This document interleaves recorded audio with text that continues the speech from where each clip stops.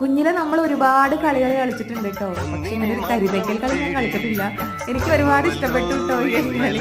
എന്തായാലും ഇവരെ കണ്ടുപിടുത്തം കൊള്ളാം. ആ പാത്രം തിരിച്ച് ആ വാല എവിടെയാണോ നിൽക്കുന്നത് ആ ആൾക്ക് കരി വയ്ക്കുക.